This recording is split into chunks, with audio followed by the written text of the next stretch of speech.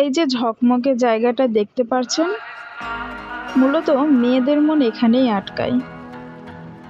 এমন মেয়ে খুব কম পাওয়া যায় যারা এইসব দোকানের পাশ দিয়ে যায় কিন্তু একটা বড় ফিরে তাকায় না।